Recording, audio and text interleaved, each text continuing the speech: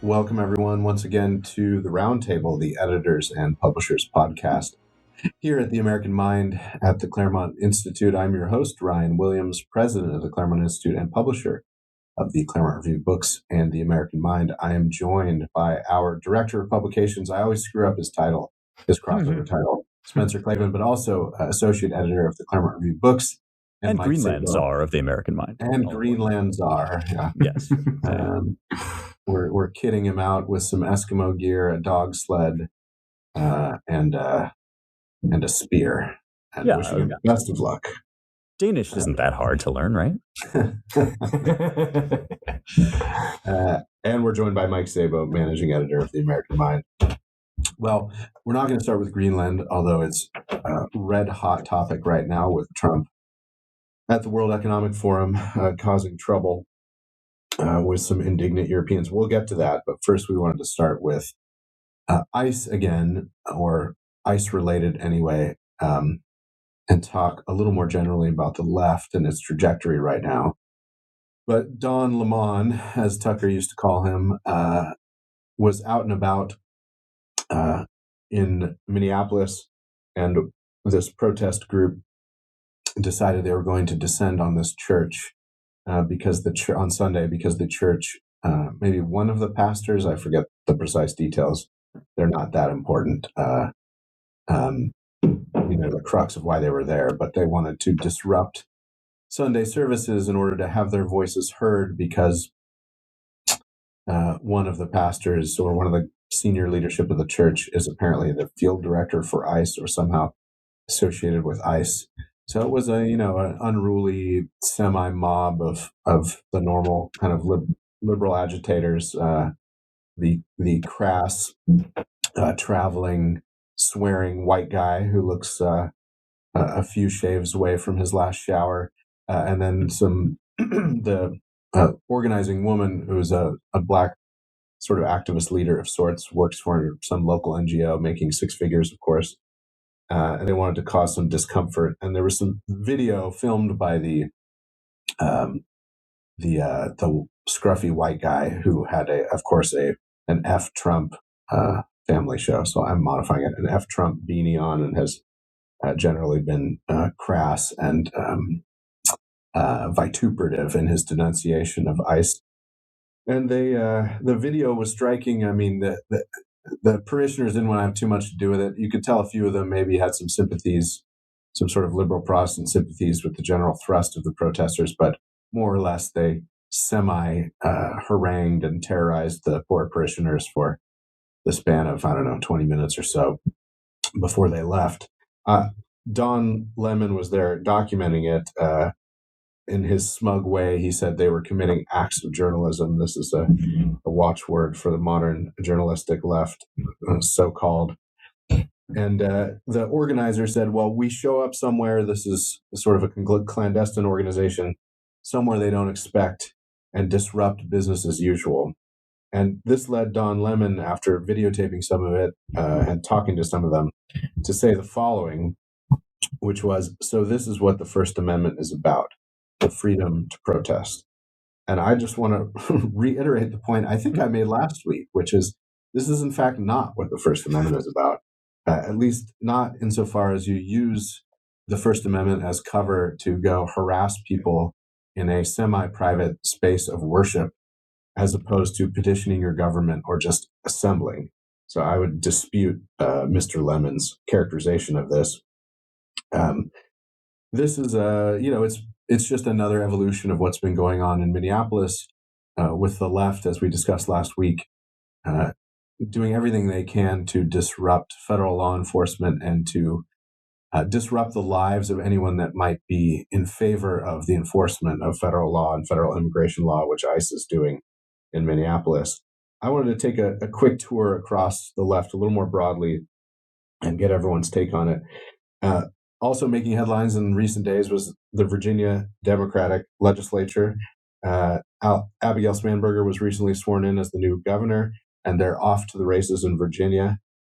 They are doing, among other things, they're rolling back, or they've proposed anyway. We'll see how this winds through the legislature. But in good Democratic fashion, they wasted no time in enacting some pretty sweeping plans, or at least starting the process to enact some pretty sweeping legislative transformations in Virginia, including hiking taxes, taxing ammunition and firearms, I think by some 11% increase, rolling back or softening their three strikes law, especially various forms of robbery and even some armed robbery, ending mandatory minimums for rape, manslaughter, assaulting law enforcement, and repeat violent felonies, and possession of child pornography.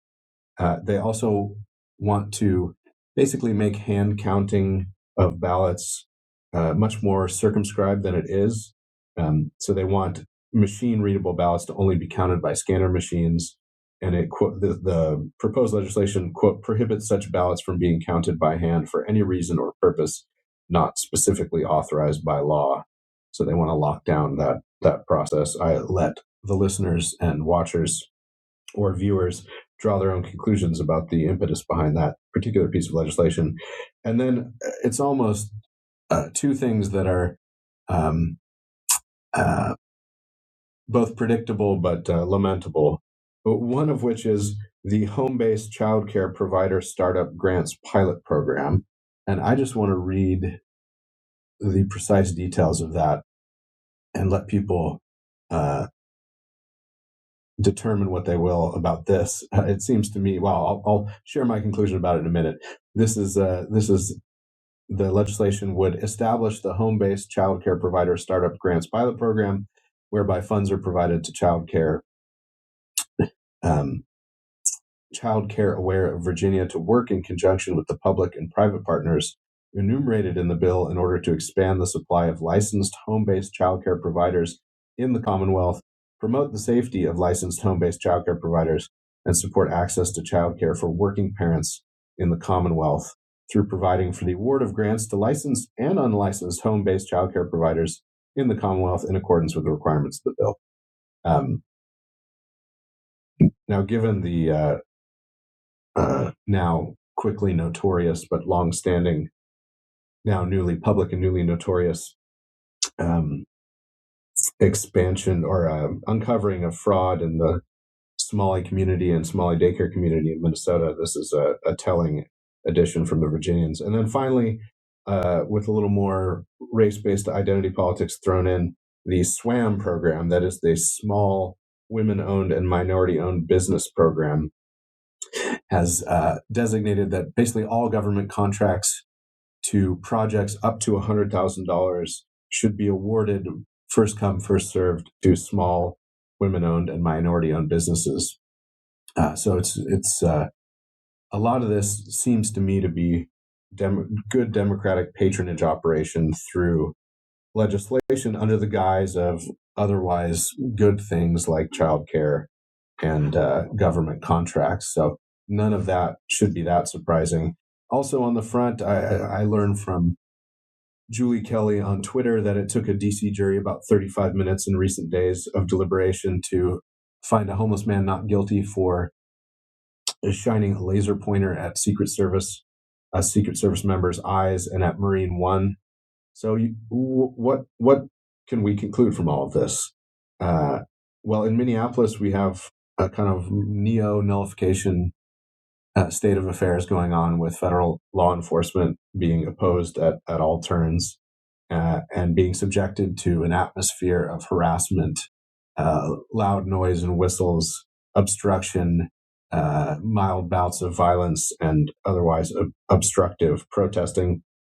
You have, and this DC jury thing is just a piece of the evidence across a lot of blue states and jurisdictions of a kind of slow-rolling jury nullification, especially for the areas of priority for the left on immigration and aggressive vagrancy and other stuff. Basically anything perceived to be anti-Trump administration or anti the GOP spirit of reform that seems to be sweeping some parts of the country going on. So it's a bit hyperbolic. Our friend Rusty Reno wrote a piece just, I think, today in First Things about from Little Rock to Minneapolis. That may be a little hyperbolic, but it doesn't seem too hyperbolic. The standing question is whether Trump is going to invoke the Insurrection Act to try to do something about Minneapolis, and this all comes out in what looks to be an unfavorable polling atmosphere for Trump on this issue, with a lot of people disapproving of at least the spectacle and what they've seen of ICE's conduct in Minneapolis, or the general spirit of deportation and federal law enforcement. So all of which leads me to wonder. We have actually a draft piece from one of our friends in the Midwest, which talks about the McGovern coalition back in the late 60s and early 70s, and how it seemed to be standing for lawlessness and leftism of various sorts, and lost epically to Richard Nixon in his reelection in 1972. So it took that coalition and the left quite a long time, that is the better part of 20 years, till Bill Clinton in 1992, to draw the proper lessons.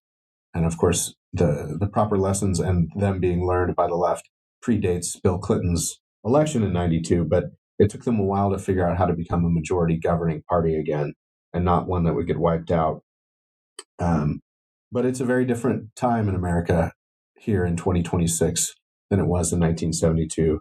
So the McGovernorization of the party seems to be proceeding once again, although in the spirit and lineaments of 2026 rather than the late 60s and early 70s. And it remains to be seen whether this will lead the public to reject this sort of lawlessness and general leftist bent, high taxation, racialized identity politics, and sort of open borders, anti-immigration sentiment. I guess, and the final question is, what kind of time does Trump have, or what is he playing with? So does he have time for this impression of the lawless left to set in, and for the proper reaction to emerge in the midterms? I think I'm pretty skeptical. The other thing hanging over Trump is pretty bad polling numbers on the economy. A majority of voters think that he has not done enough to improve economic conditions. Now, Scott Bessent, who was, I think, a few weeks ago on the All In podcast, for those that are interested, I think I may have mentioned this in a previous podcast, seems optimistic that the first and second quarters of this calendar year will begin to bear fruit from some of the influx of revenue from tariff policy, and a more favorable, Bessent thinks, lending environment for managing the federal debt. And all of this will redound to the benefit of Americans, and they'll begin to appreciate the measures that the Trump administration and the Treasury Department have taken to make their lives more affordable and all the rest. And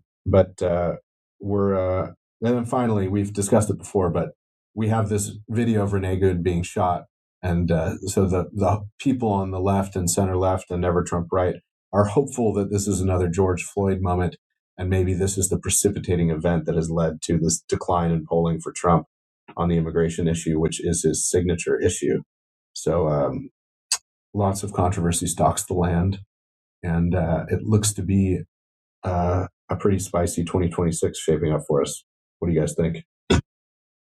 It's funny when you put it that way. It kind of makes me think that the midterms are going to be about which side is more unpleasant and distasteful when they take to the streets. Like, you've got the bad optics and negative politics of harsh ICE tactics, and then you've got the truly unpleasant means that the far left uses in its so-called disruptions that we were talking about with Kyle last week. And we've been talking about this on this show for some time, I think, that like there's low-hanging fruit on immigration. There's stuff that everyone basically agrees should be put a stop to, except for the most radical open borders extremists. There's the violent criminals, there's the drug runners, there's all the stuff that Trump would emphasize in his campaign. But then there's also this enormous kind of probably majority of like just nondescript illegal immigrants who we don't know to have broken any other laws besides our border laws. And we've been saying it's going to be an optics challenge and a politics challenge once you start getting to that level, because you can shut down the border, everyone's happy with that. You can clear out the violent criminals, everyone's happy with that. Not clear where the electorate is going to come down when you start to clear out the rest of people who are here illegally. And I think like the massive hiring binge at ICE has not helped, because it's created, put a bunch of people on the streets that are maybe still finding their sea legs. And yeah, that leaving aside like whether Trump has a right to do this, whether like ICE is to be clear, perfectly legitimate for ICE to go into American cities and find and deport illegal immigrants. Like that is a legitimate function of the government. It's ridiculous and deplorable the way these leftist politicians are portraying that as somehow illegitimate. But just speaking at a political level, which I think is the question you were asking, Ryan, like it's a risk, it's a danger. Then, as you say, there's the response from an emboldened left who you only have to give them the slightest hint that they might be like gaining ground, and they instantly dial it up to 11, right? Which is an advantage for Trump. Like this footage that has come out of this church, there's so many telling moments in it. My favorite part is where they say something like, you're Christians. Aren't you supposed to welcome all immigrants? It's like you could not find a more perfect example of the Peachy Keenan, so you call yourself a Christian trope. Like these are people who have no interest in Christianity, except insofar as they can use it in a hostage situation to get their way and to make people feel guilty.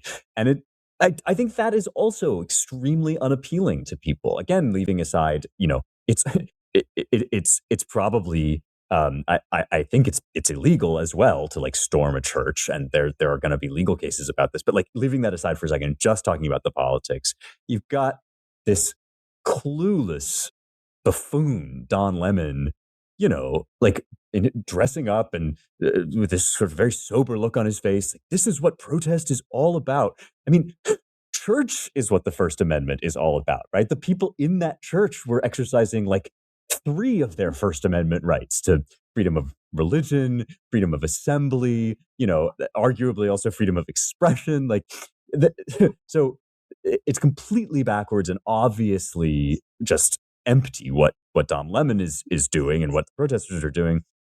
You ask, Ryan, like which of these two things is gonna tip the scales at the midterms? Like, I don't know. I'm having a hard time telling. I think it might depend on some of this other stuff. Like we've mentioned the foreign policy issues, and Trump seems to think that that's going to be one of his major achievements, is to kind of lay out all of these successes abroad by the time we get to November.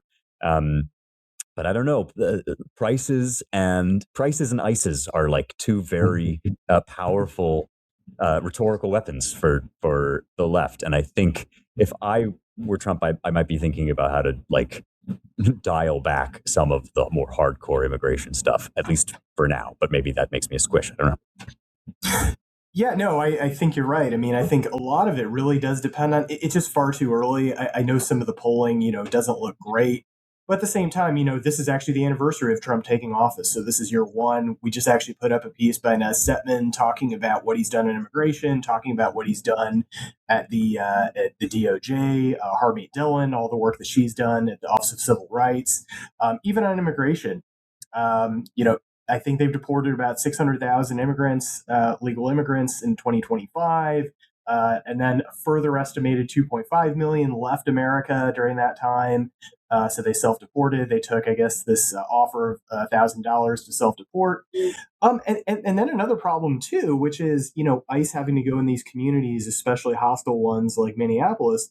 I mean, the reason why they have to do that is because these communities themselves declare themselves to be sanctuary cities. So that's why they actually have to go in and do some of these raids, and why it looks a little bit worse than I think it otherwise would. So this is really, look at Tim Walz, look at Jacob Frey, look at these people who are actually running this place. I mean, I would put the blame, mostly squarely on them. I understand the optics. I understand it may not look great. But at the same time, some of this I think is, just what normally is done with immigration enforcement. It's not always going to look, 100% pristine. It may not always help Trump for the election coming up, but especially with what the left just did in this church, City's Church in Minneapolis, I think that can only help Trump. You have, this famous image of, Democrats booing God. I think that was at the 2012 DNC. And now you have this where they completely contorted Christianity, the Constitution, to, basically break up a divine service on Sunday mornings. I mean, it couldn't look worse than that. I mean, you would have even a decent number, I would imagine, of even Democrats, independents, who would look at that and say, okay, that's a bridge too far. You just can't do that kind of thing. That's not America. And not to mention, I mean, just a straight violation of the FACE Act. Will Chamberlain on X kind of showed pieces of the U.S. Code, conspiracy against rights, damage to religious property, obstruction of persons in the free exercise of religious beliefs. So, I mean, the Department of Justice, Harmeet Dillon, is talking about, bringing charges against Lemon and some of these other provocateurs. And some of these people, I mean, are absolutely professional. Nakima Armstrong, I think, was, co-organized the protest. She used to be actually president of the NAACP in Minneapolis. William Kelly, he's a known kind of ringleader for mobs, both in Minneapolis, and he's, I guess, been doing that in another church, Christchurch in D.C. And actually, I think in Christchurch, D.C., he actually sent a church member to the hospital with a shattered eardrum. So, I mean, this kind of thing is happening. And then, too, these people are actually organizing, like, publicly on X, where I think the co-organizer, Armstrong, she actually had a post where she named herself and named everyone else who was going to be there, like just totally providing, an open lane for prosecution. So, I mean, Trump, in some respects, I mean, has to be pretty glad with his enemies. But yeah, I would certainly say on the economy, things need to improve, prices need to go down. There needs to be some kind of tangible result that he can tell people that, hey, you put me in office and this is what I've done for you. For a vote. So I think it just so much depends on luck and strategy and whatever. But, Trump does tend to be pretty lucky. So we'll see what happens. But I wouldn't be surprised if maybe, it's not quite the wipeout that everybody thinks it might be. Yeah. I wanted to point everyone to a provocative short essay from our friend and Salvatore Research Fellow in the American Founding, Glenn Elmers, a frequent and prolific faculty member at our summer fellowships and writer of books and all the rest. Go check out all of Glenn's stuff. But he wrote a piece for our chairman's website, tomklingenstein.com, called Trump Must Learn from Machiavelli. And he's talking about this situation with ICE in Minneapolis, but it could be applied more broadly too. And I just wanted to read a few paragraphs from this to provoke folks, to point them to it. Maybe we can chew it over just for a minute. Sort of middle of the beginning, Glenn writes, the anti-deportation protests comprise two very different elements: paid militants and deluded idealists, the latter including a disproportionate number of suburban white women. Just as an aside, I think it's pretty amusing that the New York Times seems to have just discovered the term awful, affluent white female liberal, and they're lamenting the deployment of it by the right. And some of our friends I've heard from who are sort of old Gen X or young boomers are saying, "Oh, do you know this term?" And I say, "Yeah, Do we know this term? That term for years." Yeah, I've heard of it. I mean, just as a point of order, I don't think we came up with that term. I don't think that was the right. That was the left criticizing the clueless white ladies that were needing to be called in or whatever. So it's like, don't put that on us.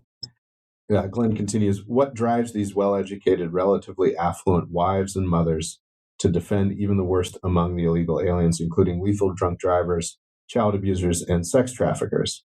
The answer shows that we are long past ordinary partisan differences. This is a civilizational crisis.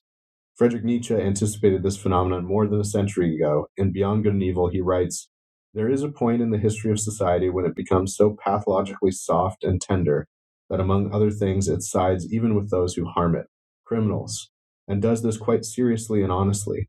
Punishing somehow seems unfair to it, and it is certain that imagining punishment and being supposed to punish hurts it, arouses fear in it. Is it not enough to render him undangerous? Why still punish? Punishing itself is terrible.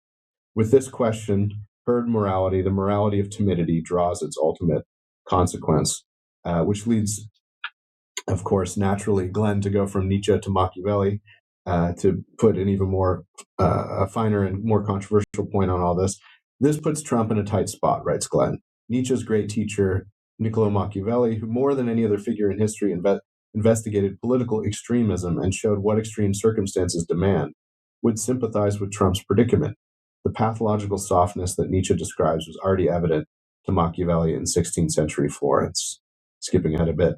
From Machiavelli's perspective, Trump is courting catastrophe by trying to steer an impossible middle course, a common error for most politicians. Trump has excited and animated his enemies without making them fear him. Machiavelli would say that this error comes from trying to be bold, but not being bold enough.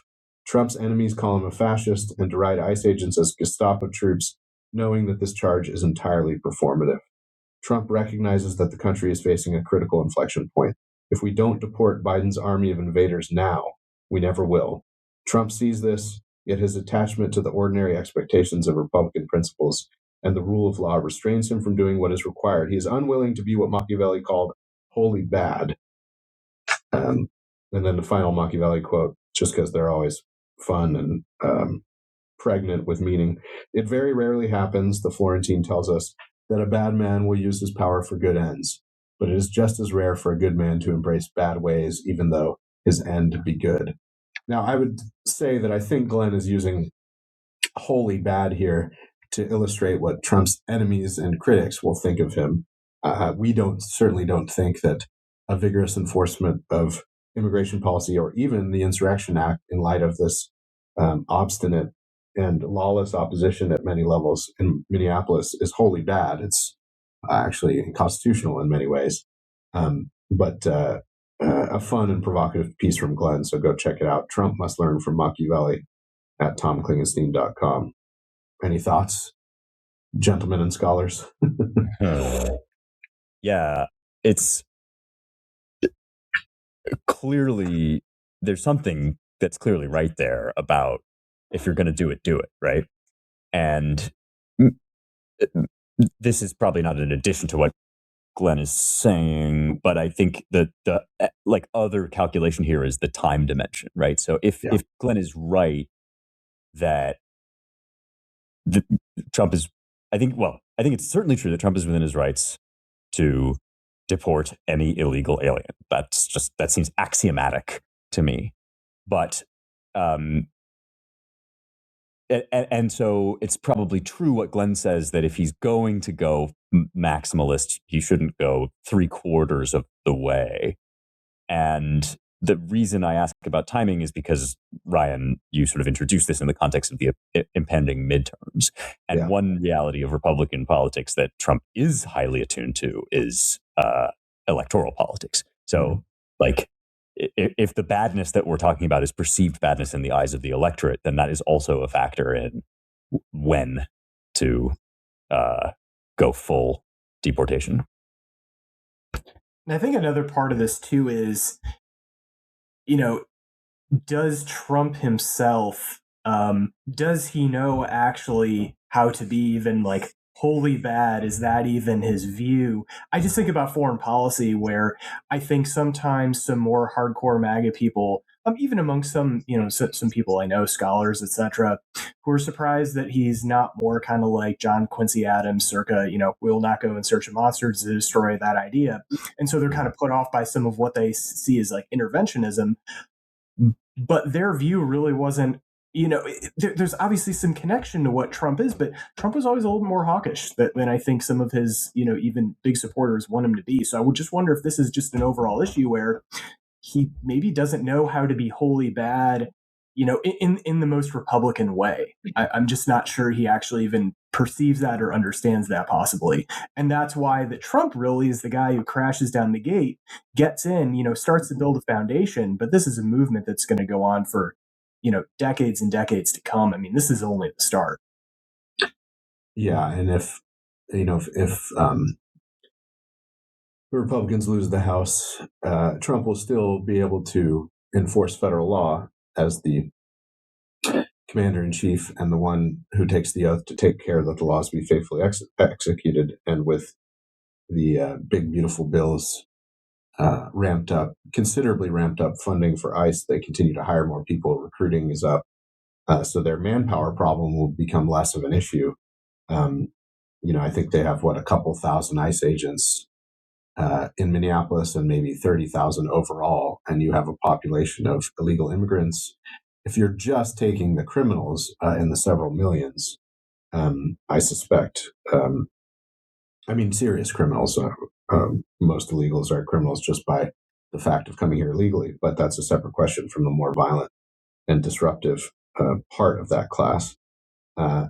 So the midterms would be a problem for Trump, but it wouldn't be an insurmountable problem in continuing to do deportation, although you will quickly be mired in, if the Democrats take the House, endless investigations, another impeachment to be sure, and all the rest. And then if the real existential threat, I think, for immigration patriots and people like us who are concerned with the rapid influx of illegal immigrants through the Biden years, on top of what's been a few decade sustained influx of illegal immigrants. If you lose the presidency in 2028, the Democrats will just reverse all of this and the gates will be back open. And they will seek, if they have a big enough majority in the House, the Senate is going to be harder for them to take. They will try quickly to make as many of these recent immigrants, illegal or otherwise, citizens, and thus electorally swamp their opposition party. I think they've been quite clear about that being their plan. So the stakes are high and the time is short. That's the backdrop for all of this. And Glenn lays that out nicely in his setup for this interesting reflection on the pathologies of a soft democratic people over time, grown decadent and comfortable. Which brings us to foreign policy. The question of Greenland, much in the news this week as the World Economic Forum is taking place and Trump is in Europe. This is just from a Wall Street Journal kind of reported piece on this. I think they're not incorrect to call it perhaps the deepest crisis for NATO since World War II. Taking Trump's bluster and threats over Greenland and coupling them with the prospect of a renewed trade war with Europe over this issue and the recalcitrance and seeming united front across the pond on this issue. Even Nigel Farage, the leader of Reform UK, thinks that Trump is making an unforced error here. The article in the Wall Street Journal quotes Doug Lute, who's a retired U.S. Army lieutenant general, and a former U.S. ambassador to NATO. And he says the following, which I think is probably correct. But the causes of it, I think I might dispute with Mr. Lute. He says the organization will survive, that is NATO, but the trust, the glue that has held it together for over 75 years has been shattered, so it will not be effective.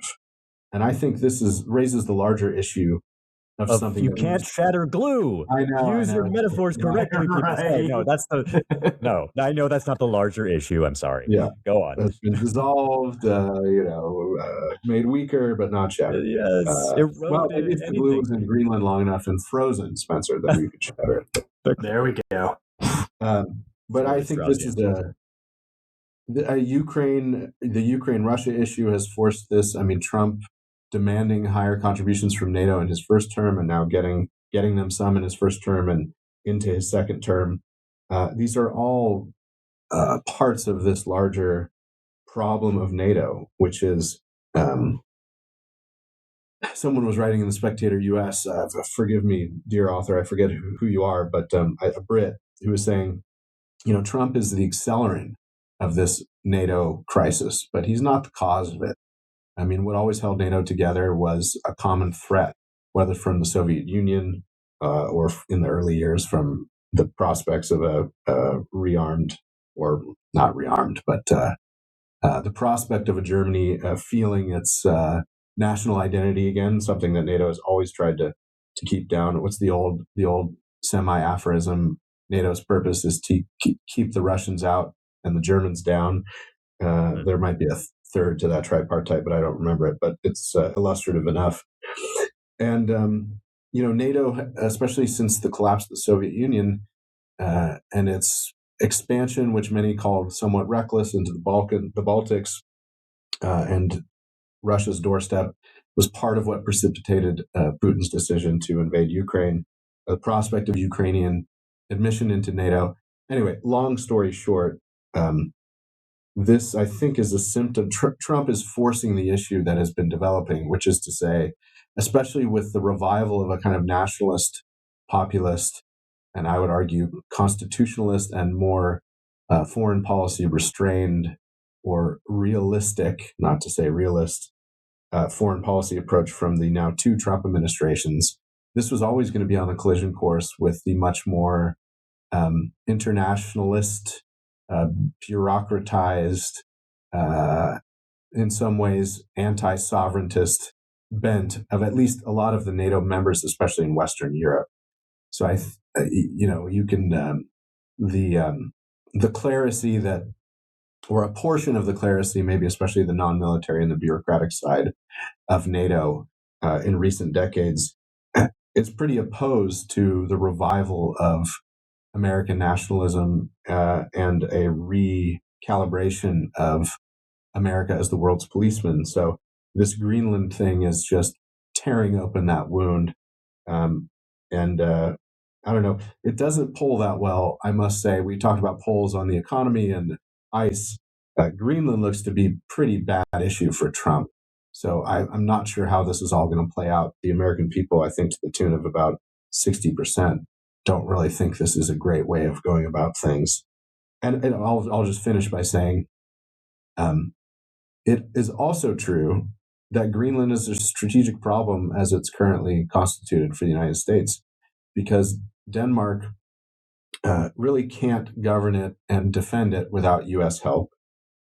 Greenland itself, if it were to go independent, is not really sovereign in any real sense. I mean, it's 60,000 people in the middle of the North Atlantic. The notion that they could defend themselves without being a protectorate of the U.S. and Europe, either combined or separate, is laughable.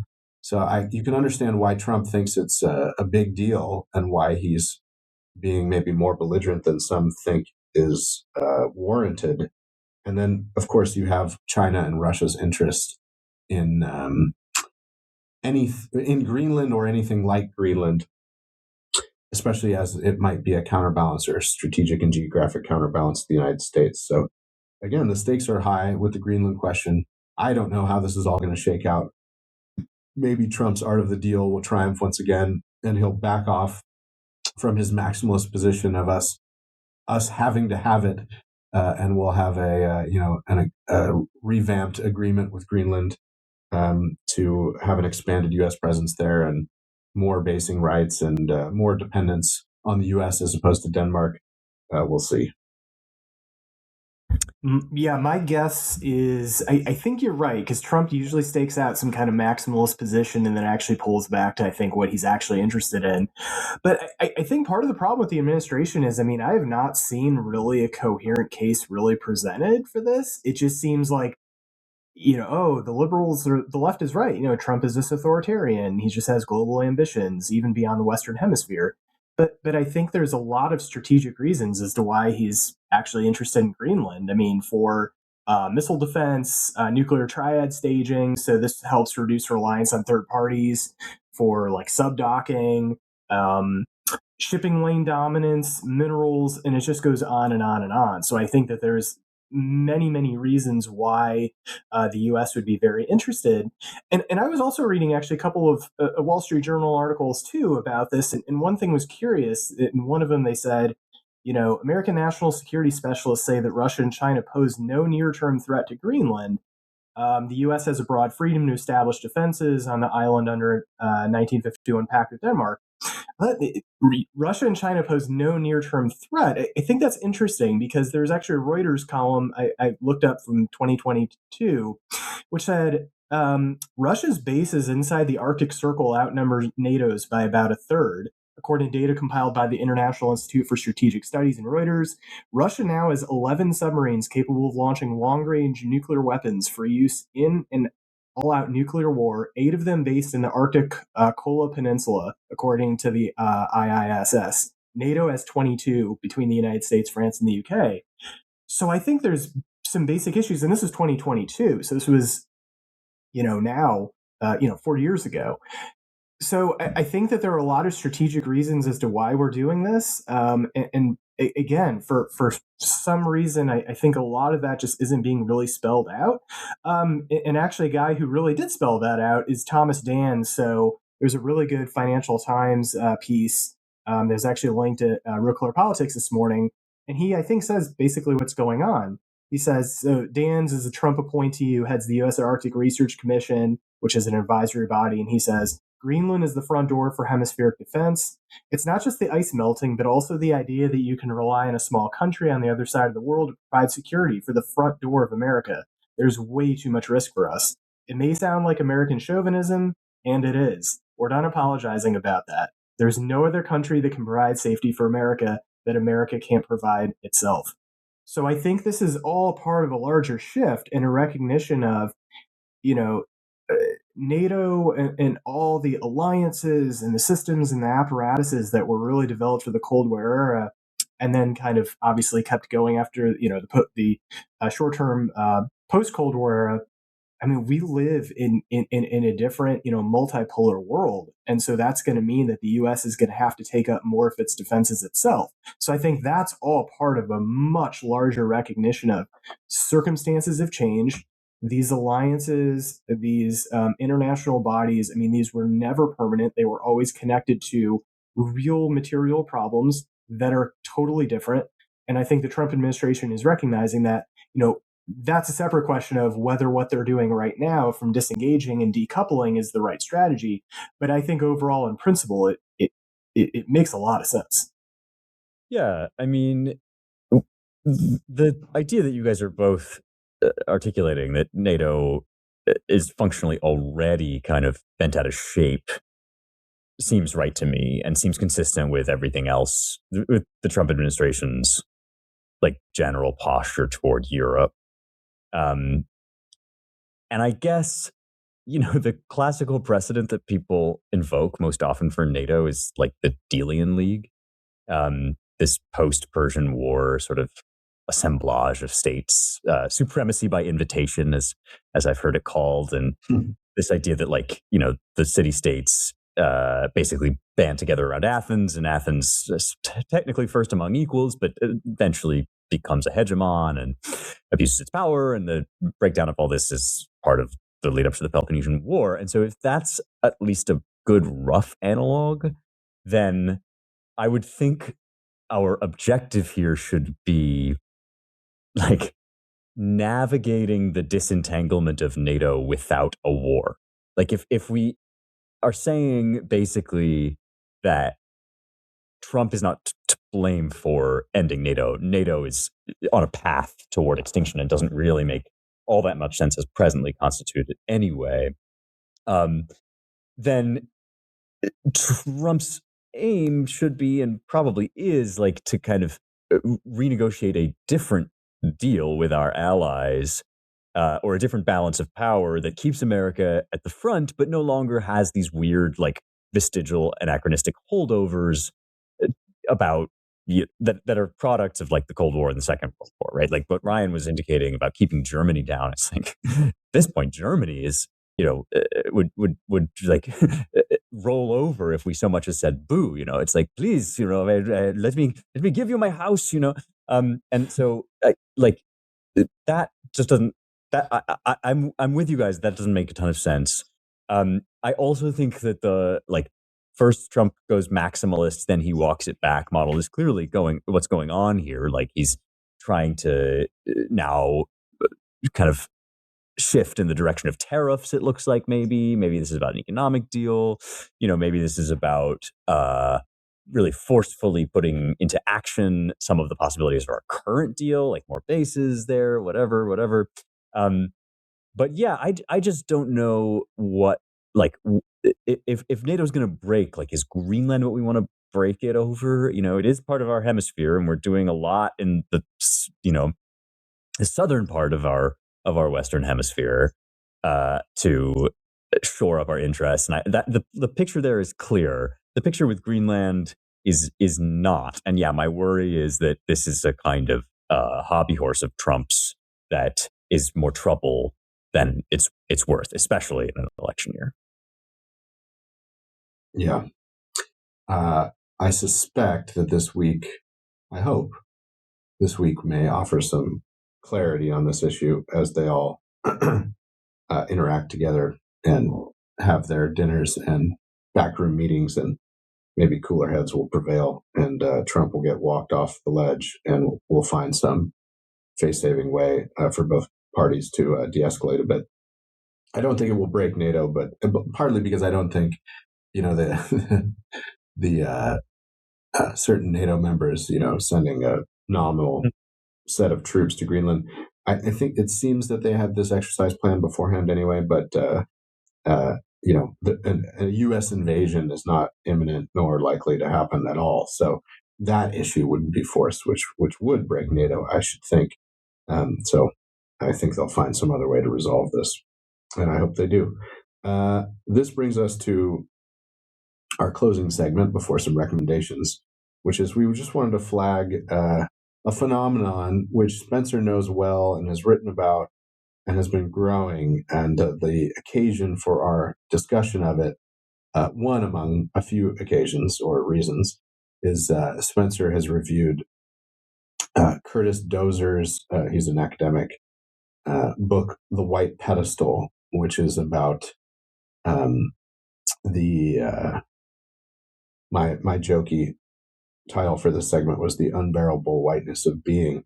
But it's about how the classics, and this was kicked off actually by Professor Zuckerberg, Mark Zuckerberg's sister, right, Spencer, a few years back.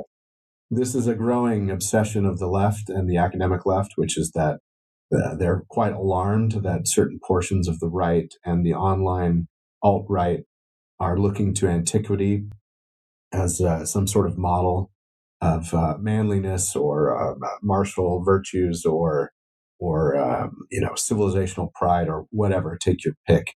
And this has led the academic left to turn on the classics and to turn on ancient civilization as somehow irredeemably. It's totally anachronistic to talk this way, but I'm just using their terms. The ancient world is irredeemably, racist, xenophobic, and patriarchal and misogynist, among other things. It also comes. We were talking about this the other day, and Spencer mentioned, it comes with folks like some very prominent academics from all over prominent academia, and not just Harvard, but Jim Hankins, CRB contributor, has left Harvard for the Hamilton Center at the University of Florida, along with quite a few other historians, among others, who are fleeing the normal prestige academy for this state school, admittedly a good state school with a good reputation, down in Gainesville, Florida, and this new center there. I think the Hankins reports they've hired 28 new faculty members in recent months and over the last year. And Hankins wrote a piece for Compact on why he was leaving academia, and it's not really about he touches on the degradation of classics departments and actually the offloading of the study of ancient history to classics departments, among one of the many reasons that he decided to leave Harvard, but main reason being the kind of illiberal and ideologically conformist and uninteresting evolution of faculty at Harvard and their hiring practices, which since 2020 have more or less been a sign on the door that says, white men need not apply. Jim Hankins, being a white man of good standing for a long time, a senior scholar in his own right, decided he'd had enough. Adoringly white man, yes. Right. Excruciatingly white and excruciatingly male.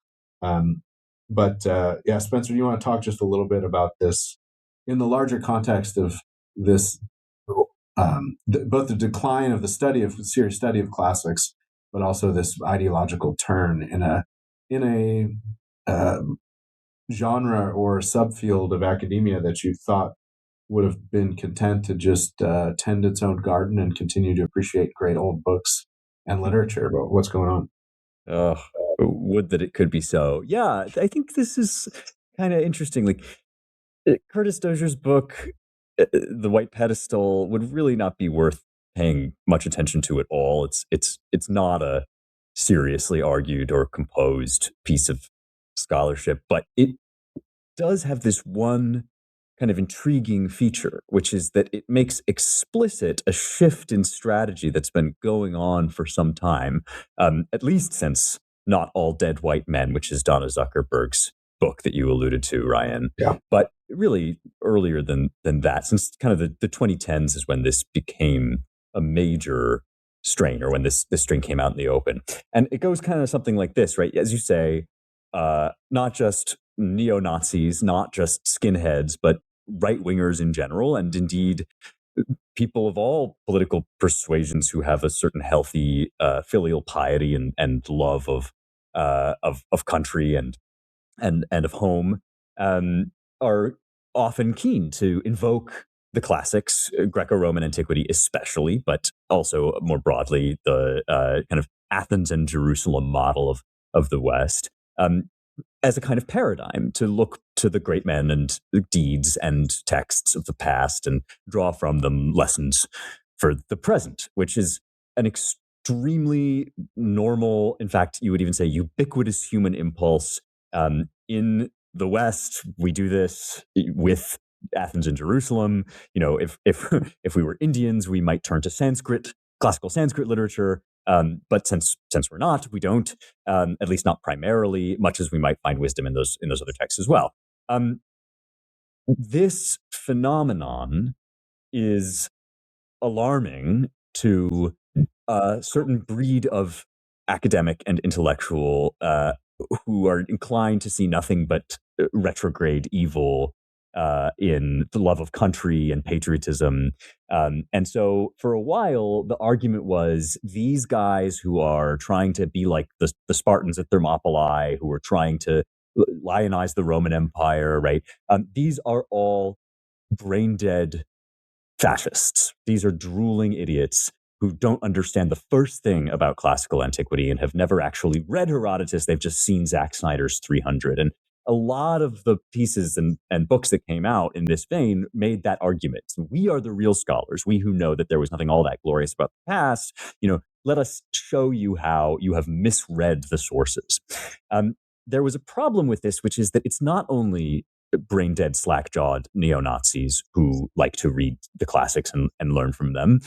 It's also some quite intelligent and sophisticated and erudite readers of texts who nevertheless find something worthwhile in classical antiquity. And sometimes they give very faithful readings of Herodotus and Thucydides and still come away feeling like, you know, the West is something worth talking about and preserving, even celebrating. And so since it wasn't always possible to refute the, shall we say, more conservative side of classics, the leftists who took this tack kind of pivoted to saying, actually, it is the ancients who are the problem. That is, the fascists who read Aristotle are right to do so because Aristotle is a fascist or a proto-fascist, or there are kind of seeds, germs of all kinds of nasty isms in the classics themselves, which amounts basically to pushing the self-destruct button on the discipline. Because the idea of classics is not just that these are kind of among the more interesting texts we might study, but that they have some special weight and worth that would merit devoting academic resources, attention, care, and study to them. And so the White Pedestal ends up arguing that what we need to do is resist and subvert the processes that created classics as a discipline in the first place, and ultimately probably dismantle the whole notion that there's something interesting or important about ancient Greece and Rome beyond any other ancient civilization. We might as well study the Babylonians for all that it matters. And this is of a piece with, say, Dan L. Padilla Peralta is another big name in this in this area. They all love Emily Wilson's translation of the Odyssey and the Iliad, which I've also reviewed and I don't think is very good, but that's sort of beside the point. Except that this is the coterie that we're talking about, and I think what's kind of fascinating about this is either we are interested in the study of literature because we enjoy kind of cataloging and interrogating magpie-like random facts about the past, or we think that there are some virtues and forms of human excellence that endure throughout time, and we're concerned to preserve and cherish and indeed seek out the best that has been thought and said. And so I think what's happening now is that those two things can't both be true.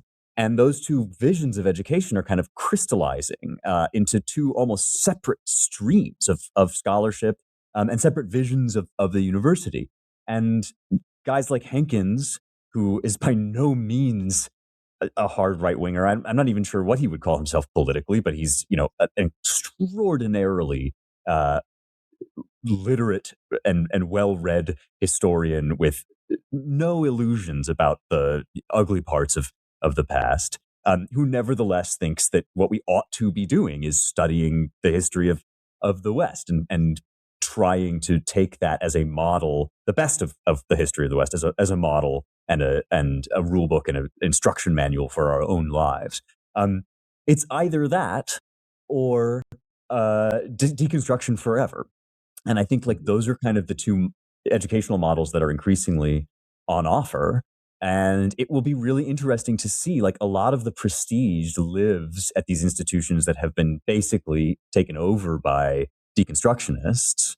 But a lot of the horsepower, the intellectual horsepower, is kind of draining away from those institutions in the person of guys like Hankins, toward an attempts to kind of revive and revitalize the liberal arts and the classics and Western Civ in a variety of alternative institutions. And I think we all have a kind of investment in which one of those two visions for the country's education system wins out.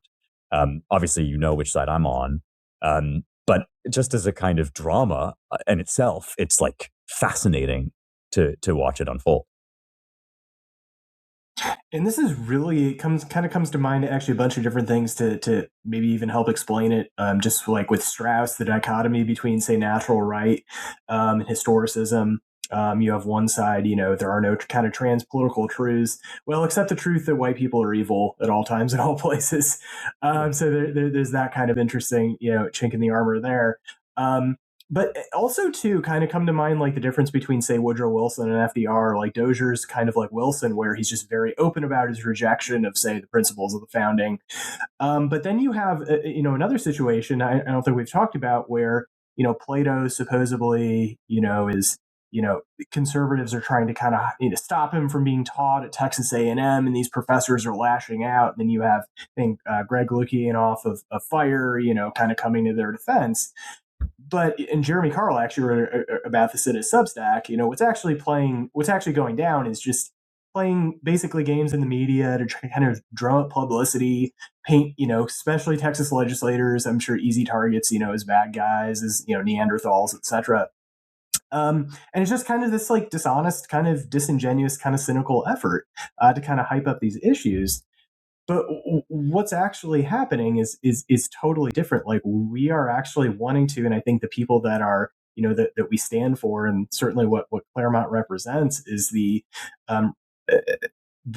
recitation, the lifting up this stuff. I mean, to taking people as they understood themselves, taking that seriously, taking education as once understood seriously, because it directly goes into how we form citizens, how we form people. I mean, this is not just kind of free-floating abstract thoughts. I mean, this has real-life consequences as well.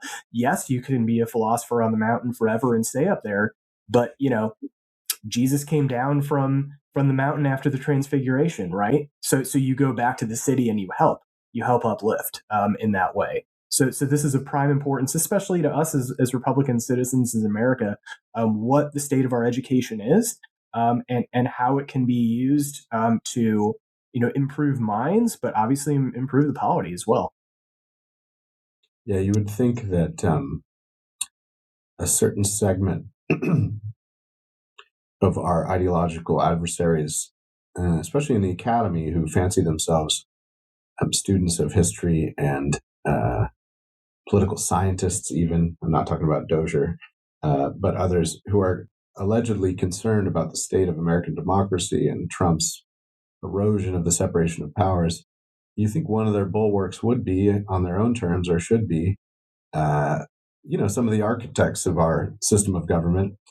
And those who've studied this know, I mean, Madison famously, in preparation for Constitution building and for the Federalist Papers and all the rest, went back to antiquity to make a 6-week or whatever it was study in the months leading up to the convention, a study of the ancient republics and what pitfalls they faced and what were their undoing. But all of this rich history and history of America, especially, seems to not really concern these folks. It's, I think there you touched on it, Mike. They're all implicit, if not explicit, historicists in a certain way, even if they don't know it, in that they think somehow democracy, at least if you keep it out of the hands of someone like Trump, will go on forever, no matter what sort of evolution, ideological or institutional evolutions you inflict upon it in the 250 years since the founding of America, the Declaration, or take your inflection point. So it all seems remarkably, I guess, sophomoric in a way, and unserious. But that has been the case in the academy for many years now, so we shouldn't be surprised. Anyway, something to watch. My hope would be that these reforming institutions outside of the normal Ivies will continue to discredit the Ivies as the good people continue to leave the Ivies. I think that would be a healthy development for American small r republicanism and definitely in American education. And you couple that with the resurgence of, or the growing popularity of homeschooling and classical schooling and growing school choice and educational accounts and all the rest, as people try to reform our K through 12 education system from the ground up with a refocusing on the, you can look at a lot of these classical schools of various stripes, whether they be charter or private, and they're doubling down on serious study of the great works of the West, which includes antiquity. So maybe the Doziers of this world will continue to recede into irrelevance with the growth of alternatives and I think what should be demonstrable to anyone who takes education seriously or their children's education seriously, which is the rejection of this cramped and ideological notion about the ancient world and its literature and great works. The rejection of that is where excellence lies for your children and for the future. And I'll just, one last thing, touching on a theme I think we hit weeks and weeks, if not months and months ago.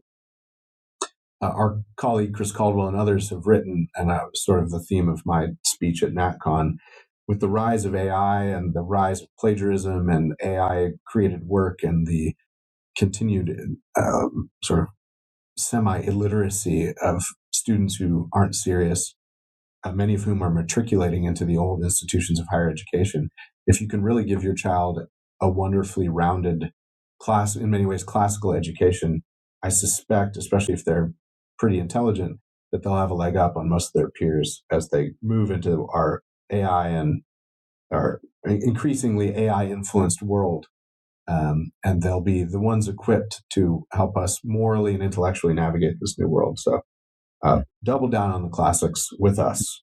It will be good for you and your posterity. We're pretty much the end of our time, but we wanted a few quick cultural recommendations. I'll kick us off. I told the gents earlier this week, or maybe even last week, I think on Monday, we talked about it. We're reading Lord of the Rings for our 7-year-old, just turned 7, our boy. And so I decided I have not read it in a long time. I think it's probably been 20 years or so.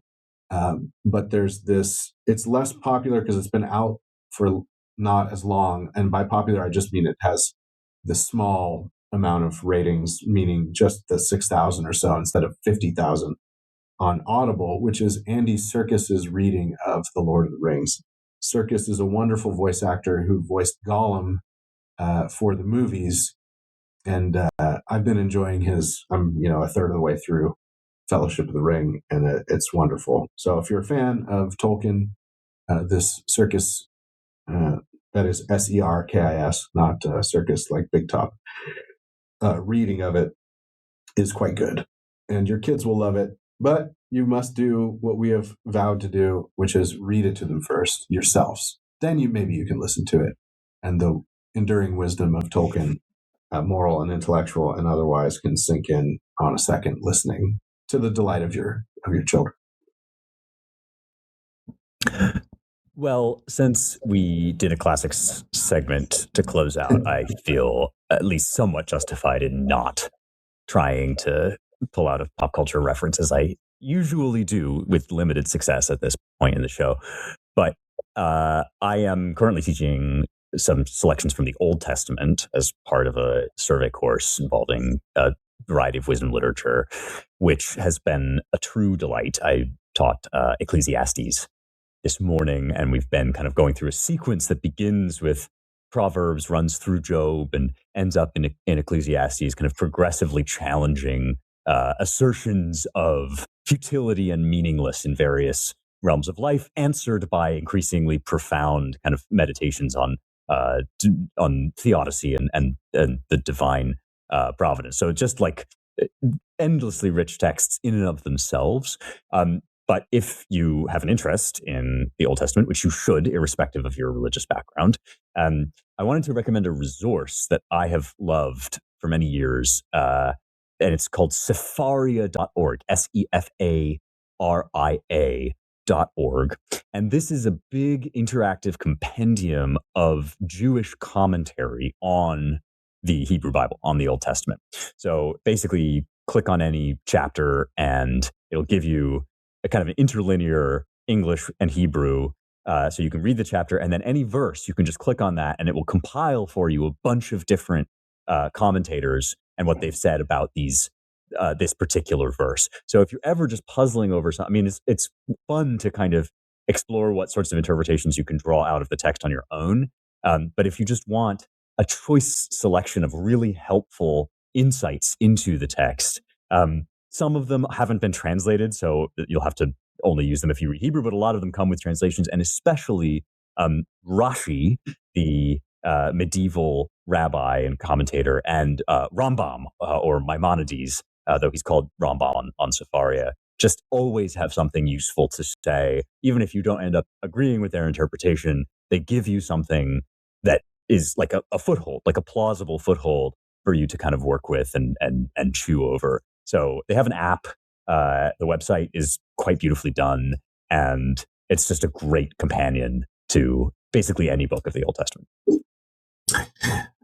Well, if you're a fan of PBS Masterpiece Theater, I think the new season of All Creatures Great and Small is on. So my wife and I we just started season 4. We're just trying to catch up, but it's a fantastic show about a veterinary practice in England, kind of rural England, during the midst of World War II. And the characters are great. The acting's fantastic. The scenery is beautiful. So if you have not watched that show, I would highly, highly recommend it. And just a lot of Masterpiece shows too. It just seems like that they're kind of the place to go for just really good quality television, very well made, very well acted. I would highly recommend a lot of their shows. Excellent. Thanks, Mike. Thank you, Spencer. And thank you all once again for listening and viewing the Roundtable. If you'd like to learn more about our work, go to Claremont.org. If you'd like to support our work, Claremont.org/donate. Of course, as always, go check out our publications at AmericanMind.org and ClaremontReviewBooks.com. 25th anniversary double issue is still up and out, and it's long, so you can peruse it, I think, for the coming couple of months as we prepare the spring issue of the Claremont Review Books. Of course, check out our latest at the DC Center at dc.claremont.org, and please rate, review the show, share it with all your friends, YouTube, podcasts, wherever. And I want to thank our engineering and production crew, the brothers Gannon, Ryan, and Jake, but also Logan Zeppieri, who stood in this week because our dear engineer producer Ryan is getting married. So he's out of the office this week. Congratulations and best wishes to Ryan and his bride-to-be. And thank you all for listening and watching. We will talk to you next week.